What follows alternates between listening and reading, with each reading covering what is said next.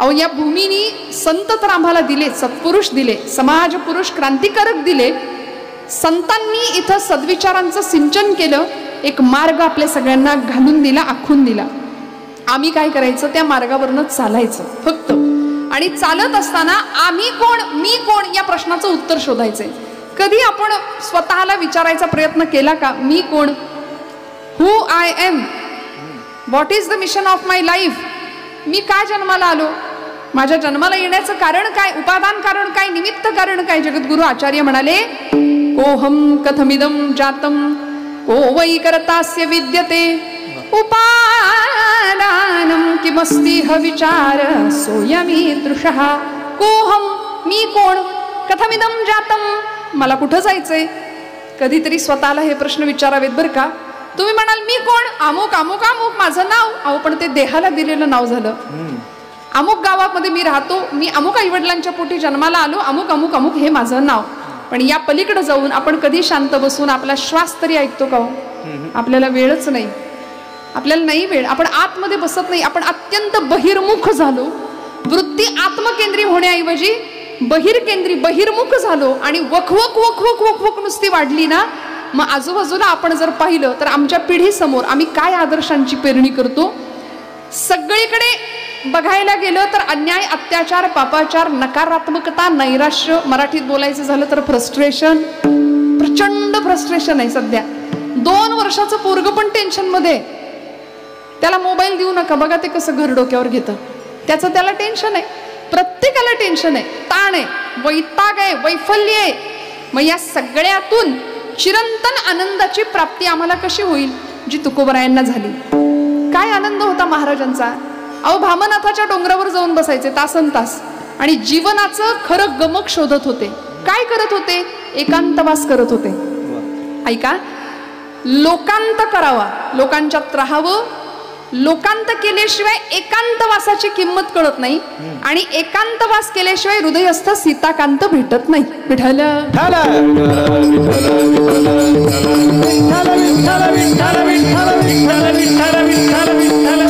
त्यामुळे भगवंताला जर प्राप्त करायचं असेल ना तर एकांतात जावं. तुकोबराय एकांतवास करायचे, जीवनाचं गमक शोधून काढायचे. मी कोण, ते पूज्य मुरारी बापू आपल्या रामकथेत फार सुंदर सांगतात. ते म्हणतात, कभी खुद को फोन लगा के देखा है, एंगेज टोन सुनाई देगा म्हणाले. तुम्ही असा कधी प्रयोग केलाय का. बघा, आपलाच फोन घ्यायचा, आपलाच नंबर डायल करायचा, आपल्याला लावायचा फोन. असं कधी केलंय का. नसेल केलं तर करून बघा. आत्ता नको, आता राहू दे, जरा खिशात असतील तर, नाही का. नाही तर ते अवयवच झाला एक शरीराचा वेगळा, त्याच्याशिवाय आपल्याला चैनच नाही पडत. आणि लहान मुलांना आम्ही दोष देतो, ऍडिक्ट झाली, ऍडिक्ट. परवा एक जेवायला बसला नवरा पतीदेव, आणि जेवायला बसले. आता आम्हाला सवय झाली सगळ्यांनाच की मोबाईल असल्याशिवाय घास काही खाली गिळतच नाही आमच्या कुणाचाच. प्रत्येकाला मोबाईल लागतो, जेवताना सुद्धा. बरं, मोबाईल बघत बघत जेवण्याच्या नादात जेवण सुरू झालं, लक्ष मोबाईल मध्ये. आणि बायकोला सांगितलं, बाई ग, तुला एवढी वर्ष झाली लग्नाला होऊन, तुला अजून आमटीत व्यवस्थित करता येत नाही, पाण्यासारखी आमटी नुसती करून ठेवली. ती म्हणली, अहो नीट बघा, आमटी समजून पाणी ओतलंय भातात. फार वेळ लागलं ना हो मोबाईलनी. माणसातनं उठवणारं यंत्र झालं ते. आज जग जवळ आलं, पण माणसं माणसापासून खूप दूर गेली. आम्ही संकुचित झालो, चिन्हात बोलायला लागलो. मी चुकत नसेल तर मला सांगा, व्हॉट्सअपवर चॅटिंग करणाऱ्यांना सगळ्यांना माहितीये, एकच गुच्छ असतो, तो श्रद्धांजलीला, तोच वाढदिवसाला फिरतो. पूर्वीचा काळ भेटणं होतं, बोलणं होतं, एकमेकांशी संवाद होता, पत्रव्यवहार होता, भेटीगाठी होत्या, नात्यांमध्ये ओलावा होता, स्नेह होता, आत्मीयता होती. आता कुठं आहे. माणसं गेली घरामध्ये एकमेकांच्या की चहा घेणार का, हे आमचं पुण्यासारखं नव्हतं. आमच्या पुण्यात आला तर तसं असतं, जेवूनच आला असाल नाही का, चहा घेणार का, असं नव्हतं नाही का. इतकं अगत्य, इतकं आतिथ्य होतं, कारण माणूस माणसातला माणूस बघत होता. आज आम्हाला माणसातला माणूस दिसेना, दगडातला पाषाणातला देव कुठून दिसणार हो, कुठून दिसणार. तुकोबारायांनी स्वतःतलं देवत्व शोधलं, ज्ञानोबारायांनी स्वतःतलं देवत्व शोधलं नव्हे. हे देवाचेच अवतार, देवते संत, देवते संत निमित्त त्या प्रतिमा. देवच आला, संत रूपाने अवतीर्ण झाला प्रत्येक कुळामध्ये, प्रत्येक जातीमध्ये. आणि दुर्दैवाने आज आमचं असं झालं, आम्ही संतांनाच जातीत वाटलं. बघा, ज्ञानोबराय अमुक एका जातीचे संत, तुकोबराय अमुक एका जातीचे, सावतामाळी अमुक एका जातीचे, गुरुबा काका अमुक एका जातीचे, सेनानावी अमुक एका जातीचे. अहो असं करता करता संतांना जातीत वाटलं, महापुरुषांना जातीत वाटलं आणि जातीपातीची राजकारण या मातीत सुरू झाली. दुर्दैवानी संतांना जर जातीत वाटायला लागलो ना आम्ही, तर आम्ही मातीत जाणार एवढं नक्की आहे, लक्षात ठेवूया. छत्रपती शिवप्रभूंची आज तिथीनुसार जयंती आहे. राजांना सांगावं वाटतं कधीतरी, राजे क्षमा करा, तुम्ही मराठा या शब्दाची जी व्याख्या मांडली ना त्याचा विपरीत अर्थ आज महाराष्ट्रातल्या लोकांनी घेतलाय. कारण मराठा या शब्दाचा छत्रपतींना अभिप्रेत असलेला अर्थ वेगळा आहे. जो धर्मासाठी लढतो तो मराठा आहे, जो भगव्याखाली लढायला तयार आहे तो मराठा आहे, नव्हे जो भगव्यासाठी धारातीर्थी पडायला तयार आहे तो मराठा आहे. कशाला म्हणायचं मराठा? मराठी शब्दाची व्याख्याच छत्रपतींनी, मराठा ती तुका मिळवावा, महाराष्ट्र धर्म वाढवावा, समर्थ रामदास स्वामी म्हणायचे छत्रपतींच्या बद्दल. त्यामुळे मराठा म्हणजे मावळा या अर्थाने तुकोबराय किंवा छत्रपती शब्द वापरायचे. आणि मराठा लोक किंवा मावळे हे 18 पगड जातीचे होते, कुणा एका विशिष्ट जातीचे नव्हते हो. 18 पगड जातीचा संबंध मराठा वर्ग मावळा म्हणून छत्रपतींनी गोळा केला आणि जीवाला जीव देणारी ही माणसं एकत्र आली. मानवी जीवनाचं इतिक कर्तव्यता पूर्ण केली. मी कोण हा प्रश्न सार्थकी लावला आणि जीवनाचं अत्यंत सुंदर असं मंगलमय स्वरूपामध्ये कल्याण करून घेतलं. आज तुम्ही आम्ही स्वतःला प्रश्न विचारूया की मी इथे का आलोय? दुर्लभात दुर्लभ असलेला मनुष्य देह मला प्राप्त झालाय. माणूस म्हणून मी जन्माला आलो ना, मग माणसासारखं वागत का नाही? बहिणाबाईंनी फार सुंदर, अलीकडच्या बहिणाबाई चौधरी आमच्या कवयित्री खानदेशातल्या, त्यांनी प्रश्न विचारला समाज मानसाला, अरे मानसा कधी होशील माणूस? माणूस म्हणून जन्माला आला पण माणसासारखा वागायला तयार नाही. परवा आळंदीमध्ये एकाने मला विचारलं, ताई या दगडामध्ये खरंच आतमध्ये माऊली आहेत का? म्हटलं बाबा मला तर खरं रागच आला होता त्याचा, पण म्हटलं इथे माऊली आहेत, फक्त डोकं टेकवणारा दगड नसावा म्हणजे मिळवलं. आज आम्ही दगडाच्या आणि पाषाणाच्या हृदयाची माणसं झालो. आम्हाला माणसातला माणूस दिसेना, दगडातला देव कधी दिसायचा?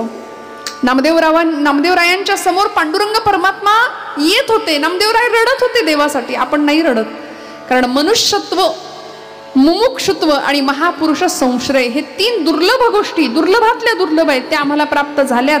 आम्ही उत्तम संघामध्ये राहतो, मोक्षाची इच्छा आम्हाला असते आणि आम्ही माणूस म्हणून जन्माला आलो ना. मग आता इथं आलेल्या प्रत्येकाने आपलं हित साधायचंय. तुकोबरायांनी ते हित साधलं. काय केलं महाराजांनी? कुठे गेले? प्रपंच केलाच, पण वेळ आली तर प्रपंचाला बाजूला सोडलं आणि भामनाथाच्या डोंगरावर जावं, गाथेची निर्मिती करावी. कधीतरी जिजाई आईसाहेबांनी विचारावं, धनी अहो कुठं निघालायसा? तुकोबराय म्हणायचे, अगं आवले पंढरपूरची वारी पंढरीला निघालो, अगं आवले आळंदीची वारी आळंदीला निघालो, अगं आवले भामचंद्राच्या डोंगरावर चाललो.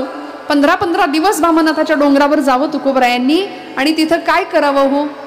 वृक्षवल्ली आम्हा सोय रे वनचरे, वृक्षवल्ली आम्हा सोय रे वनचरे, पक्षी सुस्वरे आळविते, वृक्षवल्ली आम्हा सोय रे वनचरे, वृक्षवल्ली आम्हा सोय रे वनचरे.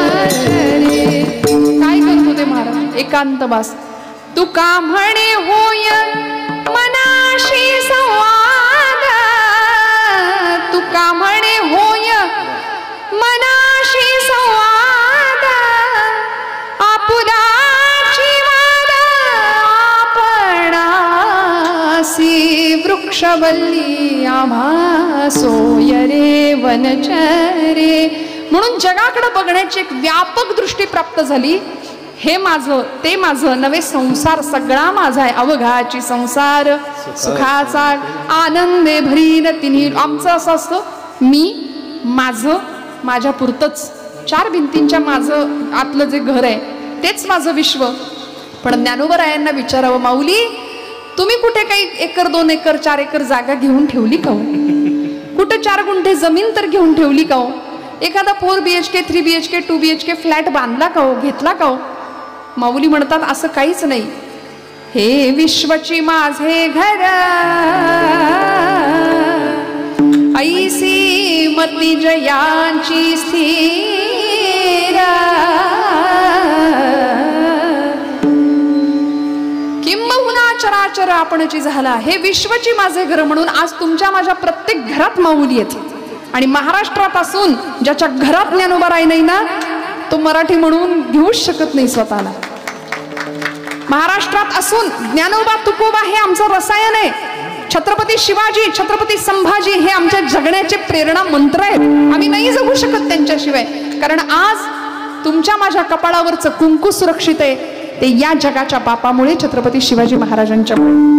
आज देवळातला देव सुरक्षित आहे, वेदशाळेतला वेद सुरक्षित आहे, स्त्रीचं शील, तरुणांचा पराक्रम, वृद्धांचं जीवन सगळं सुरक्षित आहे ते छत्रपतींच्यामुळे, ते ज्ञानोबांच्यामुळे, ते तुकोबांच्यामुळे.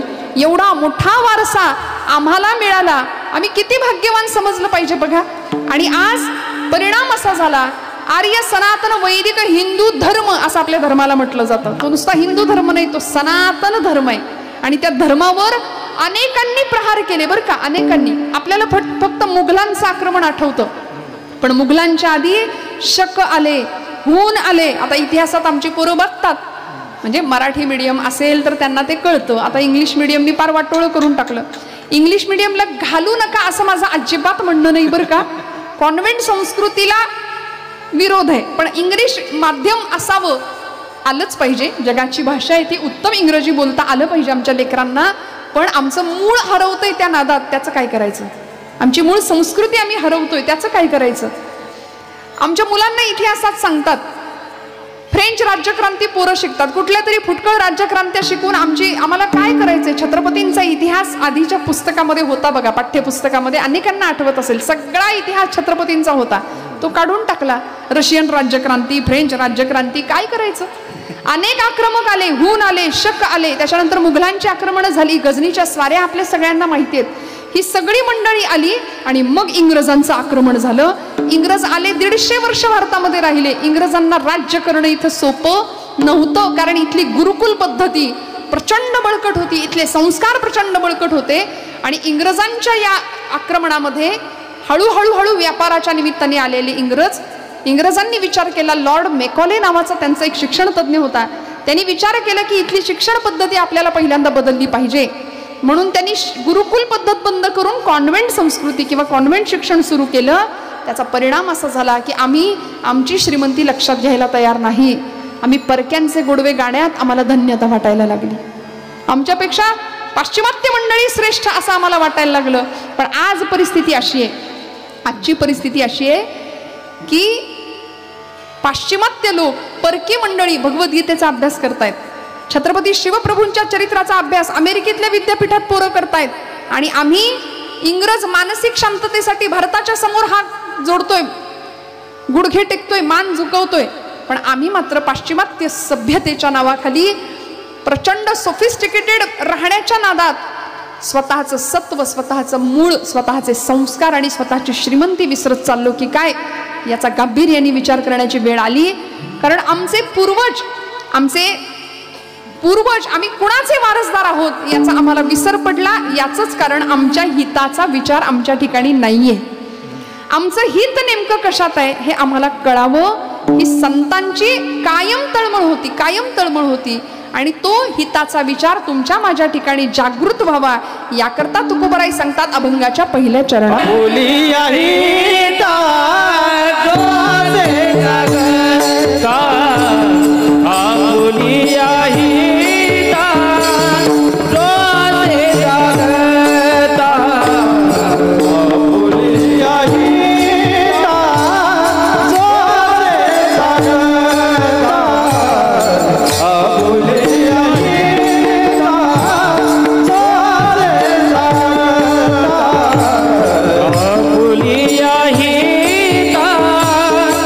लो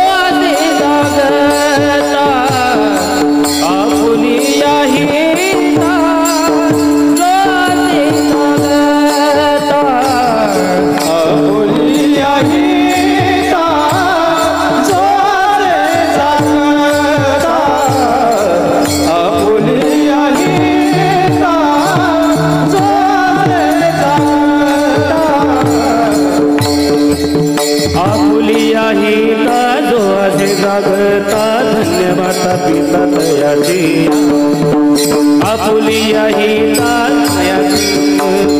धन्य माता पिता दयातिया कोळी कन्या पुत्र रोजी दे जाते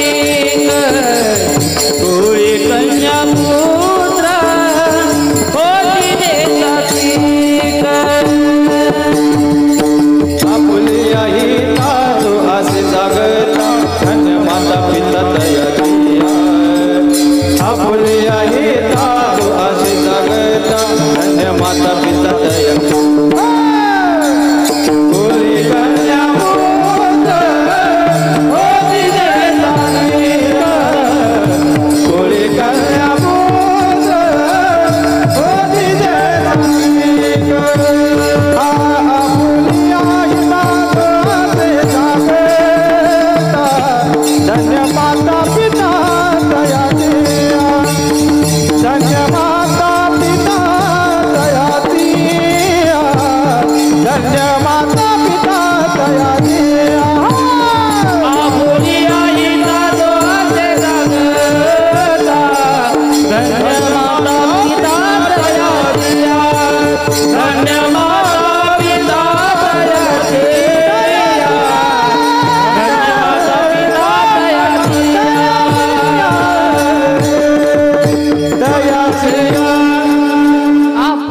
हिता जो असे जागता धन्य माता पिता तयांची. तुकोबरायांनी सांगितलं स्वतःच्या आपल्या हितासाठी जो जागताय ना, जो कायम जागताय, जागृत आहे, त्याला नाही धन्यवाद, त्याला तर दिलेच, पण त्याच्या माता पित्यांना तुकोबराई धन्यता देतात. धन्य माता पिता तयांची. कारण स्वतःच्या हिताच्या ठिकाणी जागं राहावं असं प्रत्येकाला वाटावं. तुम्ही म्हणाल ताई आम्ही जागेच आहे, आम्ही कुठं झोपलोय. बरं, तुम्ही शरीराच्या झोपेबद्दल बोलता आहात आणि संतांनी मनाच्या झोपेबद्दल विचार केला. दिवसेंदिवस वर्षानुवर्ष आमच्या मनाला आलेली मरगळ, म्हणून तर आक्रमक येत होते, लुटारू येत होते, इथलं सगळं लुटून नेत होते. का बरं? इंग्रज आले, इंग्रजांनी इथलं सगळं सोनं नीळ ताग लुटून न्यायचा प्रयत्न केला, आगबोटीच्या बोटी भरून नेल्या, जाताना आपला राष्ट्राभिमान स्वतःच्या टाचेखाली तुडवून नेला. तो सिकंदर नावाचा जगज्जेता होता म्हणे. त्या सिकंदराने काय केलं? जग जिंकलं. आणि म्हणून आपण आजपर्यंत त्याचे गोडवे गातो, जो जीता वही सिकंदर. बघा आता काय करायचं, एवढ्या वर्षांनी सुद्धा आपण जो जीता वही सिकंदरच म्हणतोय. मी हात जोडून आपल्या सगळ्यांना सांगते, आजपासून म्हणी बदलायच्या.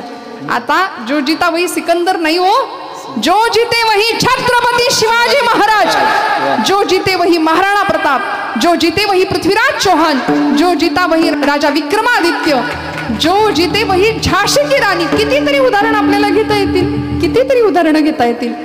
आम्ही आमच्या लोकांचे गौरव गावेत, परक्यांचे नाहीत.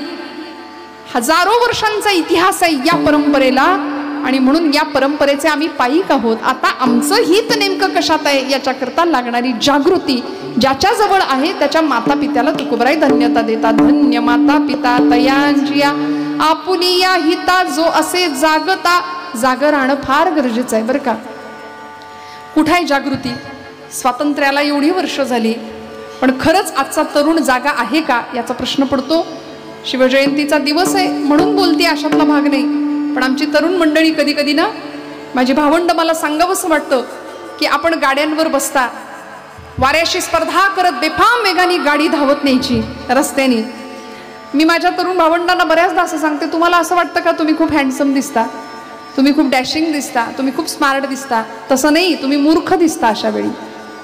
कारण प्रचंड मेहनतीने जीवाचं रान हाडाची काढं करून तुम्हाला लहानाचं मोठं करावं लागतं. आई बापाला 9 महिने 9 दिवस पोटामध्ये रक्ताचं सिंचन करावं, मरणांतिक यातना सहन करून आईने जन्माला घालावं, आणि एका सेकंदाच्या चुकीमुळे तुम्ही होत्याचं नव्हतं होऊन आपल्याच आई वडिलांच्या समोर ज्यावेळी येता, यासारखं दुर्दैव माता पित्याचं असू शकत नाही, असू शकत नाही. मला माफ करा, आपल्याला राग येऊ देऊ नका, मला याच्यापेक्षा फार गोड बोलता येत नाही. त्यामुळे आमचं ठरलेलं असतं, फार विनोदाच्या नादी नाही लागायचं, कारण आयुष्याचा विनोद झालाय, त्याचं काय करता. बरं, राग येईल असं बोलायचं नाही आणि बोलल्याशिवाय राहायचं नाही. विठ्ठल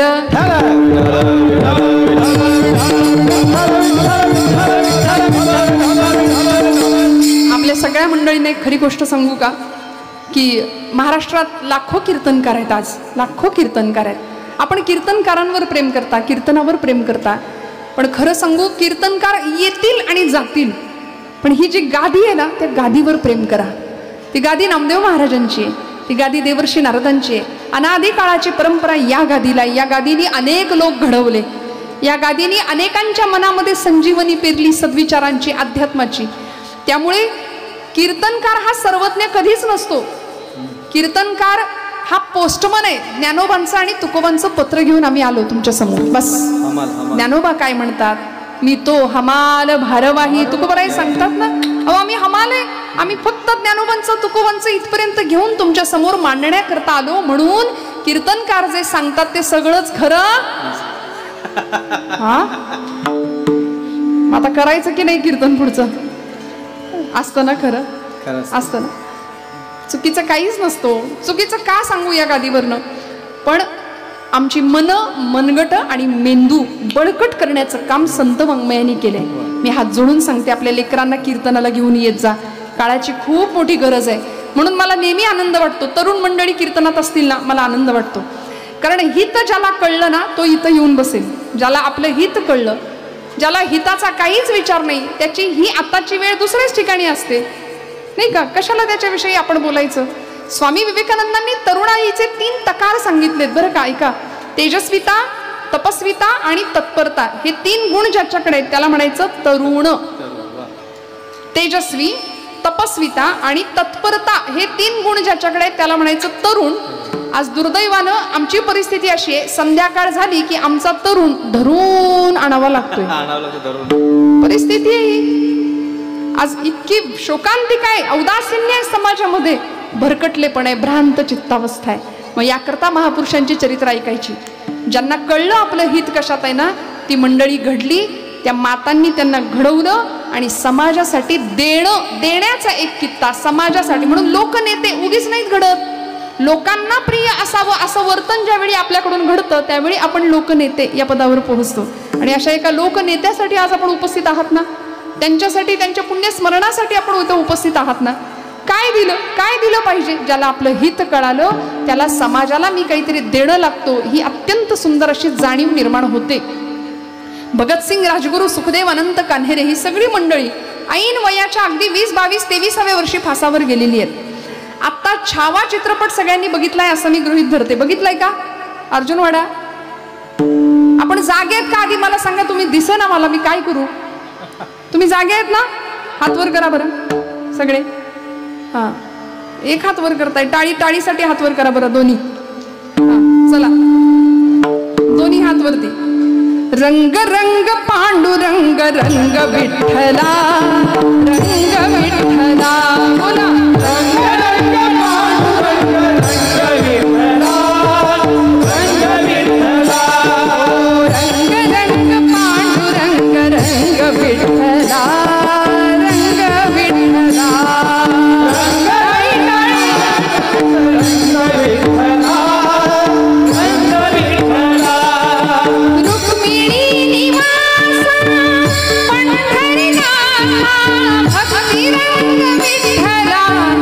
विठ्ठला, ओम विठ्ठला, रंग रंग पांडुरंग रंग विठ्ठला, रंग विठ्ठला, रंग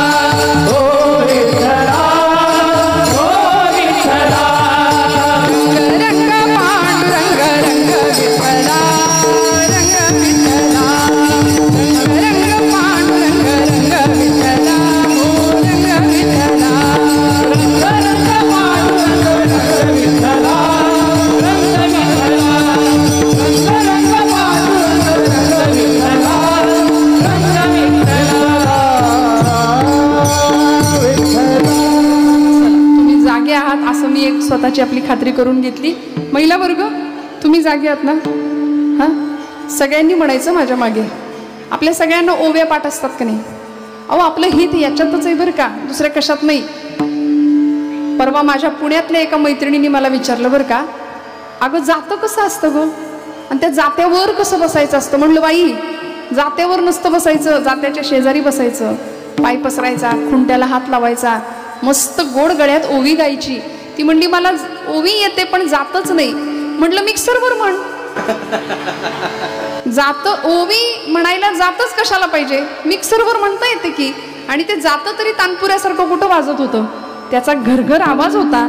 त्यामुळं गोड गळ्याच्या आमच्या अर्जुनवाड्याच्या माता भगिनी, आता ऐका तुम्ही.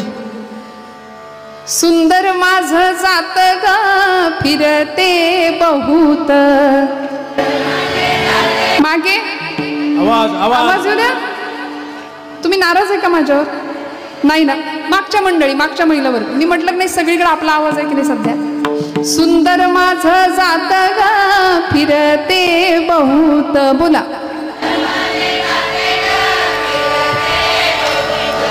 ओव्या गाऊ कौतुके तू ये रे बा विठ्ठला.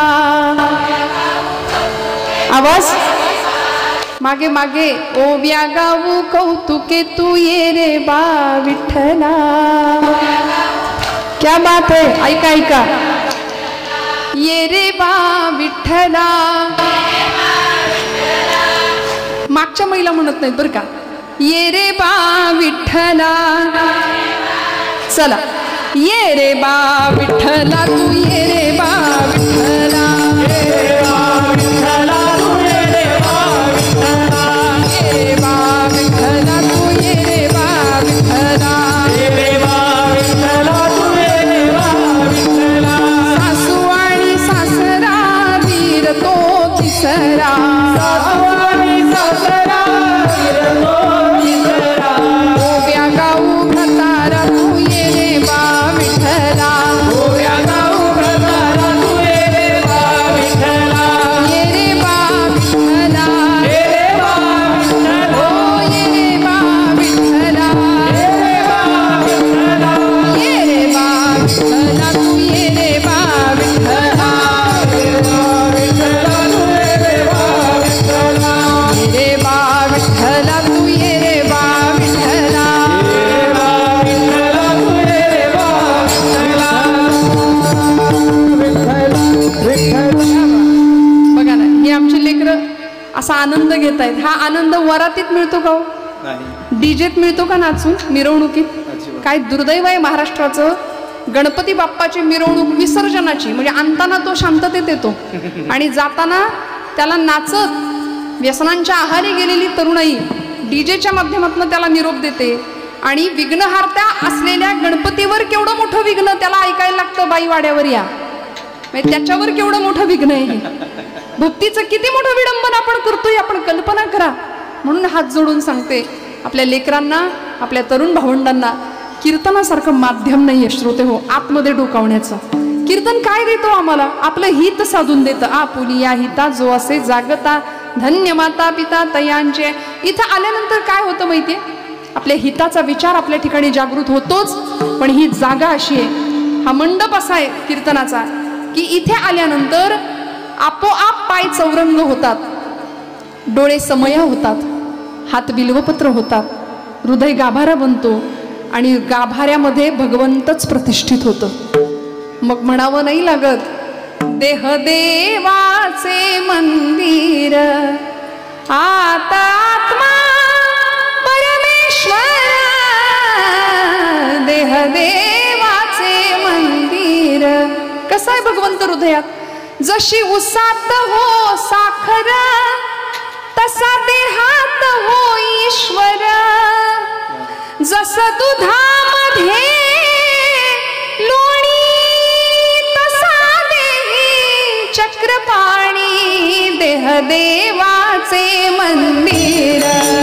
देह देवाचे मंदिर. देह देवाचे ऐक रे, भगवंत हृदयात साकार होतो. मंथुनी नवनीता तैसे घे अनंता. माऊली हेच सांगतात, वाया व्यर्थ कथा सांडी मार्ग. हरिमुखे म्हणा पुण्याची गणना कोण करी. महिला वर्ग, आपण मला सांगा, आता हे गोकुळ दुधाचा प्रांत आहे हा सगळा, ठीक नाही? दुधात लोणी असतं का? हा अहो बोला की, दुधात लोणी असतं का?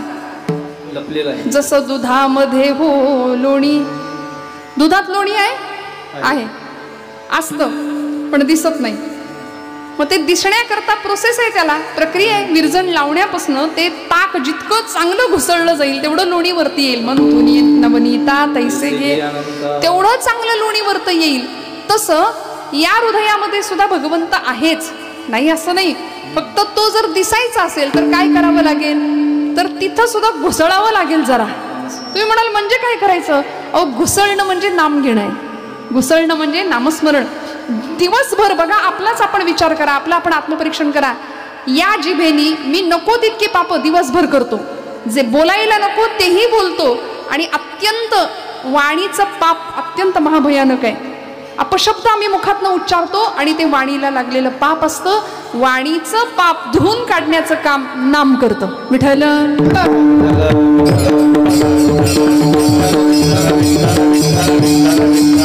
त्यामुळे मुखात भगवंताचं अखंड नाम असलं पाहिजे, अखंड नाम असलं पाहिजे. आणि मग अशी सुंदर आमची जर आचारसंहिता झाली ना, भगवंत हृदयामध्ये आमच्या साकार होणार आहे. हृदयातला चक्रपाणी जर दिसायचं असेल तर तिथं घुसळावं लागेल. आणि घुसळणं म्हणजे भजनच आहे. फिजिक्सचा, भौतिकशास्त्राचा एक सिद्धांत आहे. एनर्जी ज्यावेळी एकत्र येते, सघन होते, त्यावेळी ती जास्त पॉवर देते, जास्त शक्ती देते, कार्यप्रवण होते. कुठली ऊर्जा बघा ना. म्हणून तर पाणी एकत्र केलं, पाण्यावर वीज. वारा एकत्र केला, वाऱ्याच्या माध्यमातून वीज निर्माण झाली. ऊर्जा एकत्र आली की ती जास्त ताकद देते, जास्त पॉवर देते ना. तसं आपल्यामध्ये सुद्धा भगवंतांनी असंख्य प्रकारची ऊर्जा भरून आपल्याला पाठवलंय, पण आपल्याला माहितीच नाही आपल्याकडं काय आहे. आम्ही कुणाच्या घेण्यात नाही, कुणाच्या देण्यात नाही. माझं माझं माझं घर, माझी पोरं, माझं, एवढ्या पुरतच आम्ही आहे. म्हणून मी म्हटलं, माऊलींनी जगाचा प्रपंच केला, तुकोबरायांनी जगाचा प्रपंच केला. आम्ही फक्त आमच्या पुरतं अहंता आणि ममता यामध्ये इतके अडकलो. आपण असे बांधावर उभे राहतो बरं का आपल्याच, आणि येणाऱ्या पाहुण्याला म्हणतो, ते झाड दिसतंय का, तो डोंगर, तिथपर्यंत सगळं. अहो, ती धरणी माता आपल्यावर हसते. ती म्हणते, याचा आजा सुद्धा हेच म्हणायचा, आजा मेला, आजा मेला, पंजा मेला,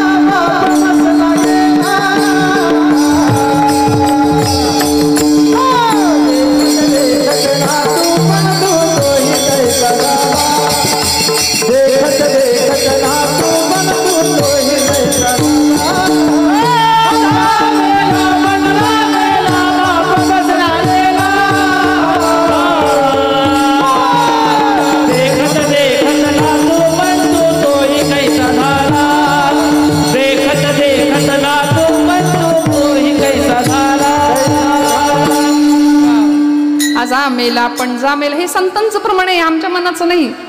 बाप मसणा गेला आणि देखत देखत ना तू पण तोही तैसा झाला. अशी पिढी ठेवायची का हो आमच्याकडे? खरं सांगू का, पुढच्या पिढीकडे काय द्यायचं जे अण्णांनी देऊन ठेवलंय पुढच्या पिढीकडे? या व्यक्तिमत्वासाठी आपण इथे आलात ना, त्यांनी दिलं ना. काय दिलं? जगासाठी काहीतरी आम्ही देणं लागतो, जगासाठी आम्हाला काहीतरी द्यायचंय. कोर्ट कचेरीपर्यंत जाण्याआधीच काय जे असेल ते गावातलं घरीच सुटलं पाहिजे, घरीच प्रश्न सुटले पाहिजेत. ही कळवळ, ही तळमळ ज्या घरामध्ये दिली आणि लोकांचं हित व्हावं या कल्याणाने ज्यांनी आपला जीवन प्रवास केला, ती ही मंडळी आहेत. त्यामुळे आमच्या पुण्यात एक गाडी पाहिली बरं का मी. आता इथलं कशाला सांगू, पुण्यातलं सांगते. आमच्या माऊली म्हणल्याच आहेत ना, पुण्याची गणना कोण करी. अहो, तुम्ही जागे आहे ना? पुण्याची नाही, पुण्याची नाही, पुण्याची गणना कोण करी.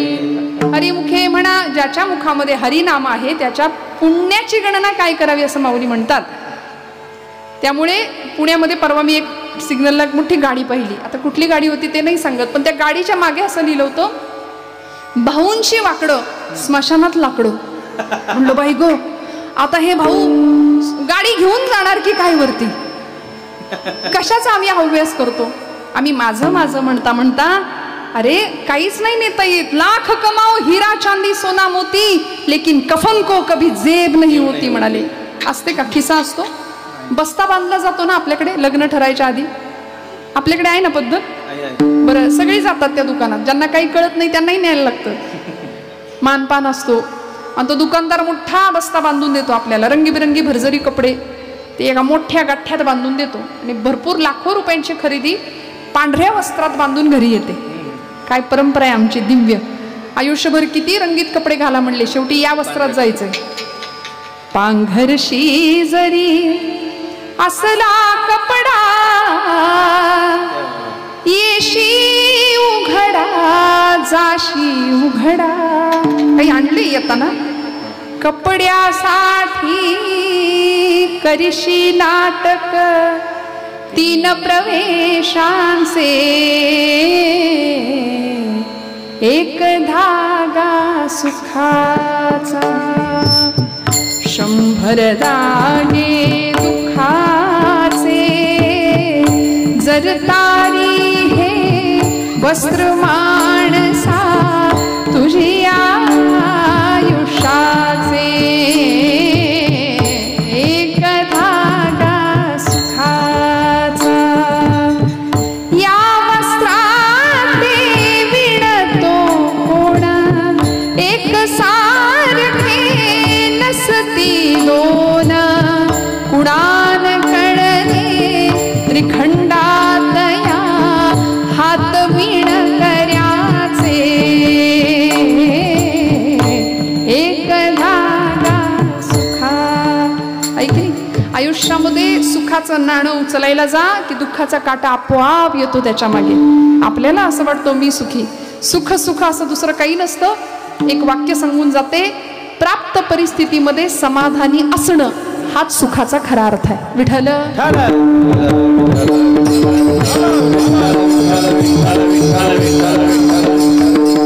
समाधानी कोण? ज्याला आपलं हित कळलं तो समाधानी आहे. हित कशामध्ये? नेमकं हित सत्संगामध्ये, हित उत्तम उत्तम ग्रंथांच्या वाचनामध्ये आमचं हित घडू शकेल. मी परवा एका 10वी पास झालेल्या पोराला विचारलं, बाबा रे तू काही चांगलं वाचतोस का रे? तो म्हणला, ताई वेळ कुठे आहे माझ्याकडं? अहो मला वेळ नाही हे जगातलं सगळ्यात खोटं वाक्य आहे. खरं सांगा, आहे की नाही?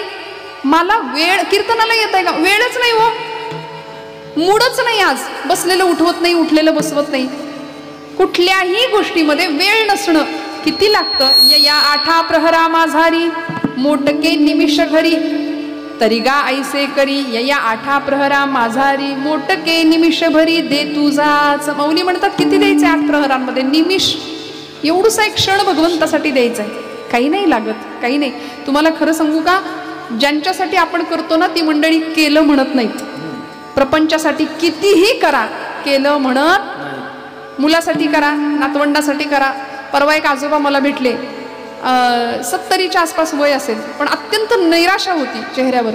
मला राहवलं नाही. मी विचारलं, म्हणलं बाबा काय झालंय, का बरं एवढं टेन्शन आहे? आता इतकं कमवून ठेवलंय तुम्ही, 7 पिढ्या बसून खातील एवढं तुमच्याकडे इस्टेट कमवलेली आहे, मग तुम्ही नाराज का? घ्या आता जपमाळ हातात, मस्त भजन करा, छान स्वतःकडे बघा जरा. ते म्हणले, अगं भरपूर चिंता आहे. म्हटलं कसली नेमकी चिंता आहे? 7 पिढ्या बसून खातील एवढं कमावलंय. म्हटलं सगळं खरं. त्यांनी मला सांगितलं 7 पिढ्या बसून खातील एवढं मी कमावलंय, पण मला चिंता लागली 8वी पिढी काय खाईल माझं. काय आहो, आम्ही कशाची चिंता करतो? नको त्या गोष्टींच्या. त्यामुळे चिंता चितेकडे घेऊन चालली आणि चिंतन चैतन्याकडे घेऊन चाललंय. विठ्ठल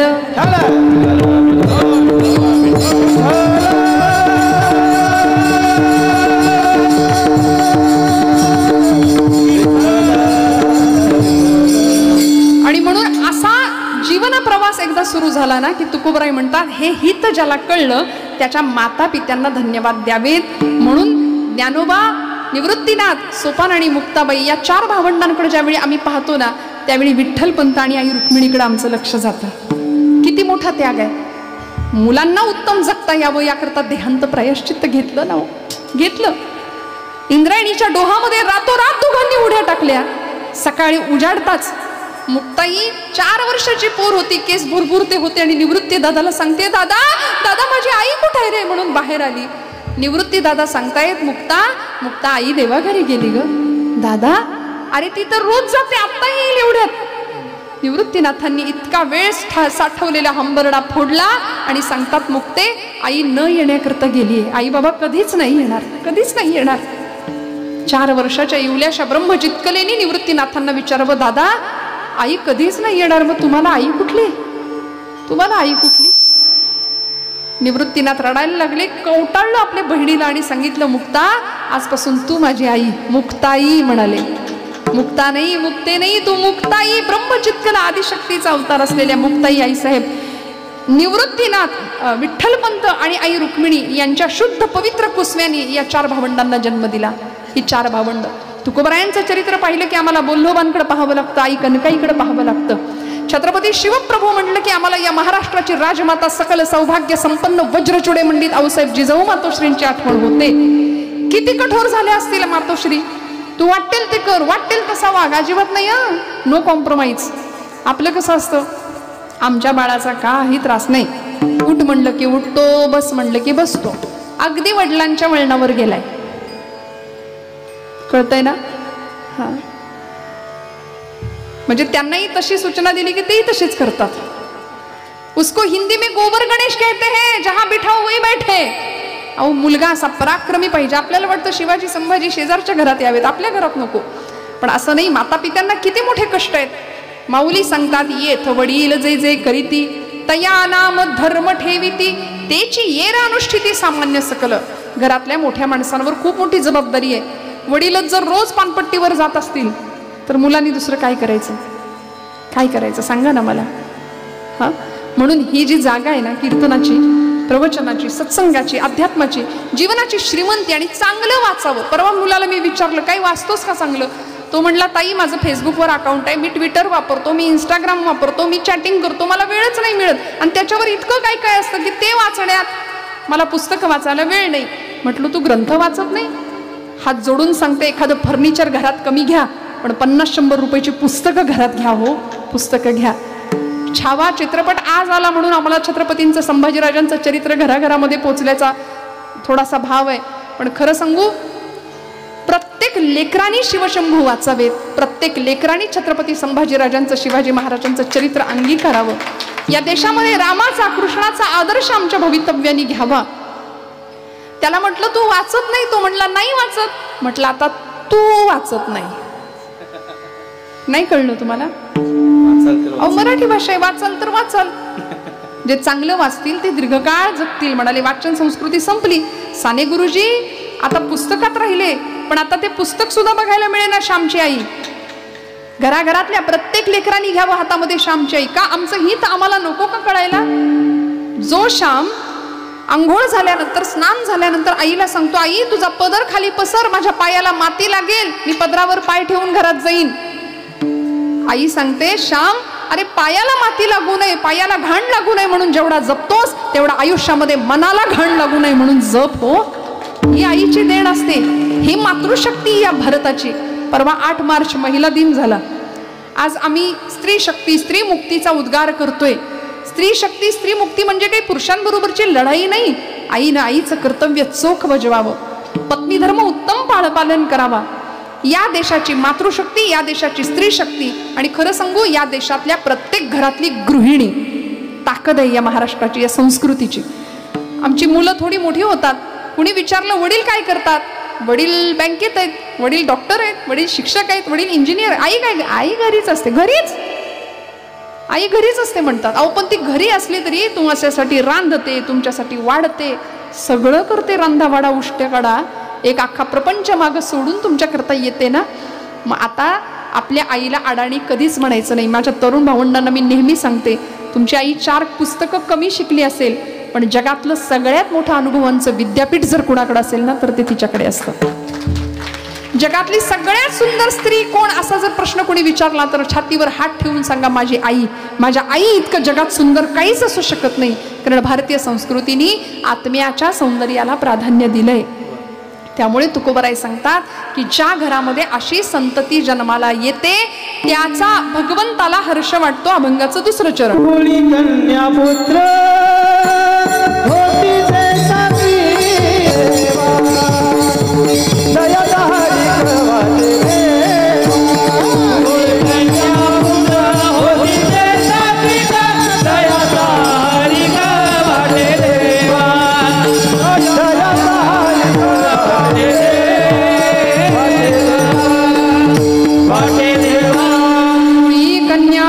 होती जे सात्विक तयाचा हरिख वाटे देवा. ज्या कुळामध्ये सात्विक संतती जन्माला येते त्याचा, त्या कुळाचा आनंद भगवंताला होतो. तयाचा हरिख वाटे देवा. कशी सात्विक संतती जन्माला यावी की जी देवाच्या धर्माच्या आणि देशाच्या कामी आली पाहिजे बरं का. देव देश आणि धर्म यासाठी आमचं जीवन तन मन धनाने जिजावं ही अपेक्षा आहे पूर्वसुरींची. कारण आम्ही वारसदारच अशांचे आहोत. शाळेमध्ये आम्हाला काय शिकवलं जातं आमच्या लेकरांना? माणसाची उत्क्रांती कशापासून झाली? आहे का जागे? शाळकरी पोरं सांगा ना जरा. शाळेमध्ये आपण शिकलोय माणूस कशापासून घडला म्हणजे डार्विनचा एक उत्क्रांतीवादाचा सिद्धांत सांगितला जातो. माणसाची निर्मिती माकडापासून झाली म्हणे. ते माकड होतं, त्याचं शेपूट गळून पडलं आणि हळूहळू त्याचा माणूस झाला. अहो मला प्रश्न पडतो, माकडापासून जर माणूस तयार झाला असेल तर आता जी माकडं आहेत त्यांचं काय करायचं? पुढे होणार आहे असं आहे. वाटतं तुम्हाला यात काही तथ्य असेल म्हणून म्हटलं हे इंग्रजांचं तत्वज्ञान आहे. हा अत्यंत चुकीची या गोष्टी आमच्यावर पेरल्या गेल्या, लादल्या गेल्या. श्रीमद भागवत महापुराण नावाचा आमचा ग्रंथ आहे. त्या ग्रंथामध्ये महर्षी व्यासांनी मनुष्याचा जन्म खरा कसा झाला, एकोहम बहुश्याम या न्यायाने असलेला भगवंत अनेक झाला, सृष्टीची निर्मिती झाली मायेचा आधार घेऊन आणि या जगातलं पहिलं जोडपं ब्रह्मदेवांनी निर्माण केलं. त्याचं नाव होतं मनु आणि शतरूपा. मनु आमचा पहिला पूर्वज. मनुपासून निर्माण झालेले सगळे मानव मनुचे म्हणून आम्ही मानव. हा दानवासारखं कधी कधी वागतो किंवा माकडासारखं वागतो कधी कधी, हा विषय वेगळा आहे. पण मनुपासून आम्ही निर्माण झालो म्हणून मानव. आणि त्या मानवाच्या उत्क्रांतीमध्ये आमची वंश परंपरा इथे व्यासांनी भागवतामध्ये सांगितले 2 वंश आहेत. एक चंद्रवंश आहे आणि एक जागे आहेत ना सगळे सूर्यवंश आहे. चंद्रवंशामध्ये गोपाल कृष्णांचा जन्म झालाय आणि सूर्यवंशामध्ये मर्यादा पुरुषोत्तम प्रभू रामचंद्र जन्माला आले. रघुकुलरीत सदा चली आई प्राण जाय पर वचन न जाय. इकडे चंद्रवंशामध्ये भगवान श्री गोपाल कृष्ण. या चंद्रवंशामध्ये यादव नावाचं आडनाव बघा. म्हणून गोपाल कृष्णांचं आडनाव काय? मागे जागेत सगळे. गोपाल कृष्णांचं आडनाव यादव. आणि इकडे सूर्यवंशामध्ये प्रभू रामचंद्र जन्माला आलेत. म्हणजे आता यादवांचा का उल्लेख करायचा? कारण गोपाल कृष्ण यादवच होते पण त्यांनी गाईला चारा घातला. पुढचं बोलायलाच पाहिजे का तुम्हाला? तुम्ही जागे आहात ना? नंतरचे यादव आले त्यांनी गाईचा चारा आपण खाऊन टाकला. पण या कृष्णाने गाईला चारा घातला म्हणून ते यादव महत्वाचे. त्या कृष्ण वंशामध्ये आणि त्या चंद्रवंशामध्ये यादवांचेच पुढच्या काळामध्ये झाले जाधव. जाधवांच्या घराण्यामध्ये सिंदखेड राजाचे लखोजीराजे जाधव आणि म्हाळसाबाई यांच्या पोटी या स्वराज्याची राजमाता वज्रचूडे मंडित आऊसाहेब जिजाऊ मातोश्री जन्म घेतात जाधवांच्या घराण्यात. आणि इकडे भोसल्यांच्या घराण्यामध्ये वेरूळच्या कृष्णेश्वराच्या कृपेश्वरवादानी असलेलं ते भोसले घराणं सरदार मालोजीराजे भोसले यांच्या पोटी जन्म घेतात शहाजीराजे भोसले. शहाजीराजे भोसले आणि जिजाऊ मातोश्री म्हणजे जाधव आणि भोसले यांचा विवाह होतो. सूर्यवंश चंद्रवंश एकत्र येतात. जिजाऊ साहेब आणि शहाजीराजांच्या विवाहानंतर चंद्रवंश सूर्यवंश एकत्र येतात. तेव्हा या मातीला शककर्ता राजा छत्रपती शिवाजी महाराज प्राप्त होतात. हे आमचे वंशज, आम्ही त्यांचे वारसदार आहोत. आमची उत्क्रांती माकडापासून वगैरे हे पोरांना शाळेपुरतं राहू दे, मार्कांपुरतं. हे कायमचं पोरांच्या मनावर अजिबात नाही बिंबवायचं. मी हात जोडून सांगते, जे खरं आहे ते लेकरांपर्यंत पोहोचवता आलं पाहिजे. गणपती उत्सव आम्ही का करतो? नवरात्र उत्सव आम्ही का करतो? फक्त गरबा खेळणं आणि 9 रंगाचे 9 कपडे काय साड्या घालणं म्हणजे नवरात्र उत्सव नाही. गणपती उत्सवामध्ये पडद्याच्या मागं जोपर्यंत पत्त्याचे डाव रंगणं बंद होत नाही तोपर्यंत गणपतीची विटंबना थांबणार नाही. ही वस्तुस्थिती. आम्ही असे पारावर कट्ट्यावर बसणारी माणसं पाहतो, हातात पत्ते. या देशात क्रांती झाली पाहिजे, याला काही कळत नाही त्याला काही कळत नाही. नुसत्या गप्पा मारणारी, शिळोप्याच्या गप्पा मारणारी माणसं आजूबाजूला भरपूर आहेत. पण आम्ही या समाजाचं, या राष्ट्राचं देणं लागतो. ते देणं कसं दिलं, कुणी दिलं, ऐकूया. एकदा थोडं भजन करा. विठोबा रखुमाई, टाळी टाळी. विठोबा रखुमाई,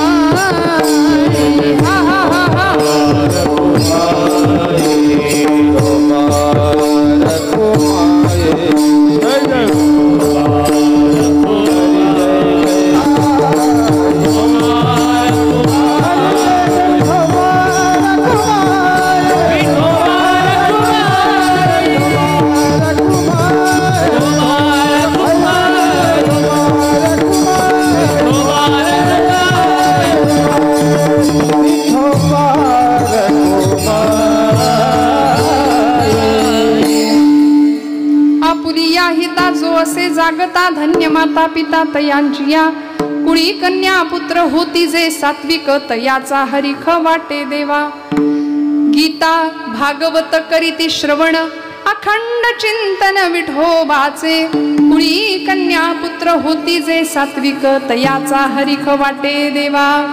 घरामधली कन्या कशी असली पाहिजे, घरामधल्या मुली कशा असल्या पाहिजेत. अहो पुरुषांबरोबरची स्पर्धा म्हणजे स्त्री मुक्ती नाहीये. मुलीनी मुलीसारखं, बरं मी बोलले ना तर राग येतो कधी कधी, टिकली लाव म्हटलं की राग येतो मुलीला. हा, हातात एखादी बांगडी घाल, केस चांगले, केसभूषा चांगली ठेव, पैग कपडे चांगले परिधान. 1.5-2 वर्षाच्या पोरींना जर आम्ही कमी कपडे घातले ना तर ती मुलगी मोठं झाल्यावर अंगभर कपडे घालायला मागत नाही. आईचं फार मोठं काम आहे हे. आज या देशामध्ये असं म्हणावं वाटतं. परवाच एक वाक्य वाचलं महिला दिना दिवशी, अत्यंत वाईट वाटलं. उस समाज में औरत को इज्जत कैसे दी जा सकती है जिस समाज में मर्दों के झगड़े में गालियां माँ बहन की दी जाती है. किती विचित्र, किती वाईट वाटावं. आज स्त्री मुक्ती, स्त्री स्वातंत्र्याचा उद्गार आपण करतो. घराघरामधली स्त्री शक्ती, स्त्री मुक्ती किंवा ती जगदंबेचं प्रतीक आहे. ती लक्ष्मी आहे, ती गृहलक्ष्मी आहे, ती सौभाग्य लक्ष्मी आहे, ती संस्कार लक्ष्मी आहे. घरामध्ये असलेली पत्नी असू दे, बहीण असू दे, माता असू दे. बरं, आपण सगळ्यांनी आणि मुलींच्यासाठी सुद्धा मुलींनी आपलं आचरण असं ठेवावं की आपल्या आई वडिलांची मान कायम ताट राहिली पाहिजे. कायम. वडिलांचं नाक असतात मुली, श्रोते हो. बापाचं आणि मुलीचं नातं सांगू, समर्पणाचं नातं आहे. तिथं देणं घेणं नाही. हा, पोरगा आणि बाप म्हटलं की थोडंफार देणं घेणं येतं, पण मुलगी म्हटलं की मुलगी काळजाचा तुकडा असते बापाच्या. प्रचंड समर्पण असतं. मला सांगा ना माता भगिनींनो, आपलं किती वय झालं तरी लग्नाच्या मांडपामध्ये कन्यादान करताना ढसढसा रडलेला बाप आपण कधी विसरू का हो आपला? नाही विसरणार. बाप निघून गेल्यानंतर सुद्धा पहिल्यांदा मुलीला फोन जातो ज्या कळवळ्याने की लेक आल्याशिवाय नाही पुढचा क्रियाकर्म आटपता येणार. प्रचंड मोठं नातं आहे. त्यामुळं या प्रत्येक घरातल्या, प्रत्येक कुटुंबातल्या लेकीचं काम आहे की माझ्या बापाची, माझ्या पित्याची मान कायम ताट ठेवली पाहिजे मी माझ्या आचरणाने. आणि मग अशा पद्धतीनं जर आमचं जीवन पुढे गेलं ना तर अशा कुळात जन्माला येणाऱ्या कन्या, कुळी कन्या पुत्र होती जे सात्विक तयांचा हरिक वाटे देवा. उत्तम चांगल्या ग्रंथाचं वाचन करावं. गीता भागवत करीती श्रवण अखंड चिंतन विठोबाचे. या देशामध्ये लोकोत्तर पुरुषांना घडवणाऱ्या माता होत्या. काय घडला हो हा इतिहास? 5 वर्षाचं लेकरू होतं छत्रपती शिवाजीराजे. जिजाऊ मातोश्री आल्या होत्या पुण्याच्या भूमीमध्ये घेऊन. सोन्याचा फाळ लावलेल्या नांगरांनी भूमी नांगरून काढली आणि बघता बघता राजे 16 वर्षाचे होईपर्यंत उत्तम संस्कारांचं खत पाणी घालून शस्त्र आणि शास्त्र दोन्ही शास्त्रामध्ये, दोन्ही विषयात पारंगत केलं. आणि छत्रपती शिवाजीराजे 16व्या वर्षी रोहिडेश्वरावर जातात. रायरेश्वराच्या शिवशंभू महादेवाच्या पिंडीसमोर उभे राहतात. 150 मावळ्यांच्या धारोष्ण रक्ताचा अभिषेक शिवशंभू महादेवाच्या पिंडीवर करतात आणि हे राज्य व्हावे ही तो श्रींची इच्छा, ही प्रतिज्ञा करतात. शिवशंभू महादेवाला सांगतात, हे भगवंता, हे भोलेनाथा, आता आमच्या रक्ताचा अभिषेक पहिला आणि शेवटचा, इथून पुढं तुझ्यावरती आम्ही शत्रूचं रक्त सांडू. जटाटवी गलज्जल प्रवाह पावित स्थले गले वलंब्य लंबितांभुजंग तुंग मालिका डमट्टमट्टमट्टमन्निनाद बट्टमरवयं चकार चंड तांडवं तरोतु न शिव शिवं जटाकटाः संभ्रम प्रमन्निलिम्ब निर्जनी विलोलवीचि वल्लरी विराजमान मूर्धनी गत गत गत पावकी किशोर चंद्रशेखरे रति प्रतीक्षणं मम धराधरेन्द्र नंदिनी विलास बंधु बंधुरस्फुरद्विगंध संदवी प्रमोदमान मानसे कृपाकटाक्ष धोरणे निरुद्ध दुर्धरापन क्वचित् दिगंबरे मनो विनोद मेरु वस्तुनि हर हर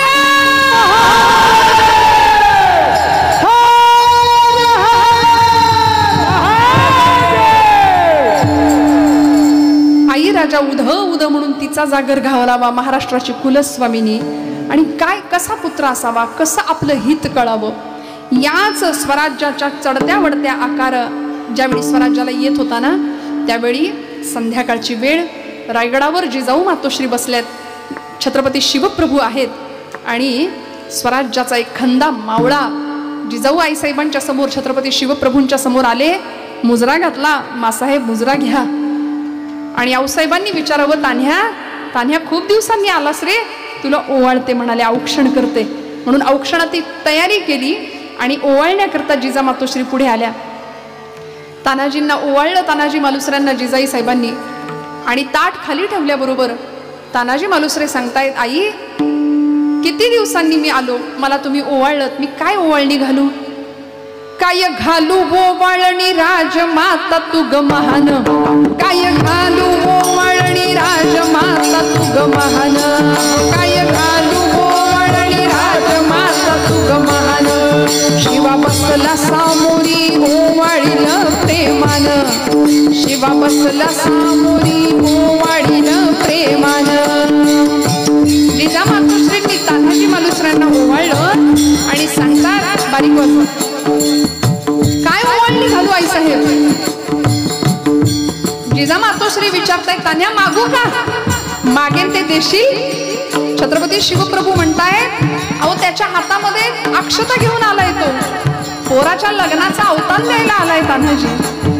आणि पोराच्या लग्नाचं निमंत्रण द्यायला आलेला असताना आऊसाहेब त्याला मोहिमेवर पाठवू नका बरं का, 2 दिवसांनी लग्न आहे त्याच्या मुलाचं.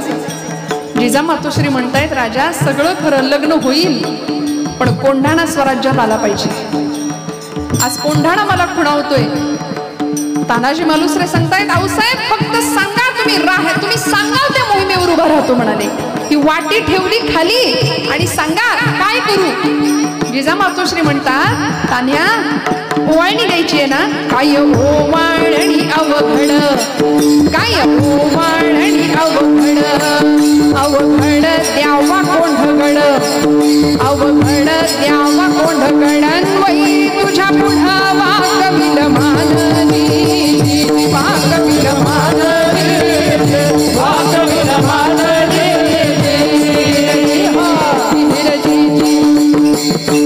जिजामातोश्रींना छत्रपती शिवबाराजे सांगतायत, मातोश्री मासाहेब अहो त्याच्या पोराचं लग्न आहे 2 दिवसांनी, त्याला मोहिमेवर पाठवू नका. तानाजी मालुसऱ्यांनी वाटी पायाशी ठेवली आणि सांगितलं, मासाहेब राज अहो सगळं या पायाशी वाहिलेलं असताना कशापायी चिंता करतायसा?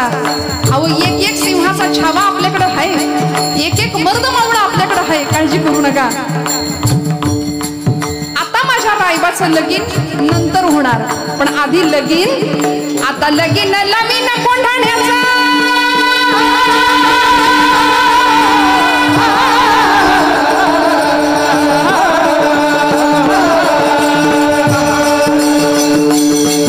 आधी लगीन लवीन कोंढाण्याचं, आधी लगीन लवीन कोंढाण्याचं, मगच रायबाचं बैल हे आमचं वाहिला देह देश कार्याला, देव घर माझी जाळ शिवराया आज एक शिवराया आज एक